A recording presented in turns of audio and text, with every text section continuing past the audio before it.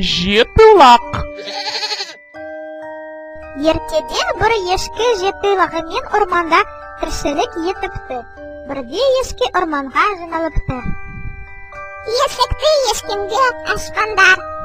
Мен қайтып оралғанда есікті қағып, лақтарым, шынықтарым, есікті ашыңдар, аналарың сендерге сүт әкелді, деп ән саламын.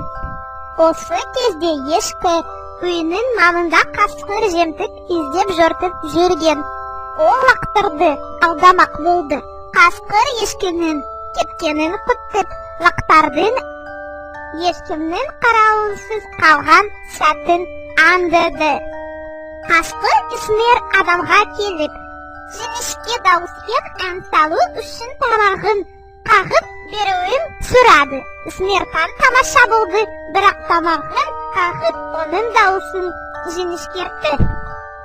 Қасқыр ешкі үйіне жақындап келіп, есігін қақты. Сонан соң жіңішке нәзік дауысымен: Лақтарым, шынақтарым, есікті ашыңдар, аналарың сендерге сүт әкелді. Лақтар есікті ашты. Жауыз қасқырға керегі сол еді.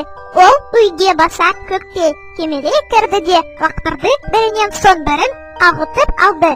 Тек бір лақ қана тағылып үлгерген еді. Сүркия қасқыр жетінші лақты ұзақ іздеді, бірақ таба алмады. Ешкінің келетін уақыты болып қалған болатын. Сондықтан ол жұта жөнелді. Ешкі үйіне келсе, есік әрқара ашық жатыр. Үй ішінде ешкім көрінбейді. Пеш ішінен бір лағын тауып алды. Ешкі басына түскен қайғыдан көз жасын көк қалып, зарлы үнімен зырлап жылады. Лақтарым, шынақтарым, күлге біткен қорақтарым, есікті ашып, қасқырға жем болдыңдар.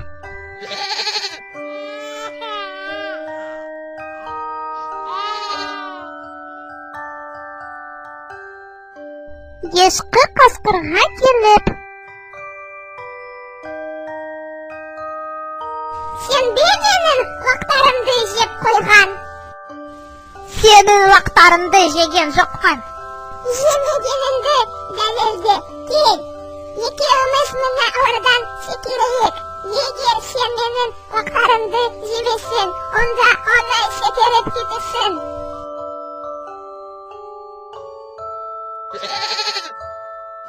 Қампиған қардымен ордан секіру қасқырға кейін түсетіні белгілі ғой. Амал қанша секірді, бірақ өзін-өзі ұстай алмай, тура ыстық шоқтарды бар орға құлады. Қарны жарылып, одан құлан таза лақтар орғып шықты. Олар аналарымен шұрқырасып табысты.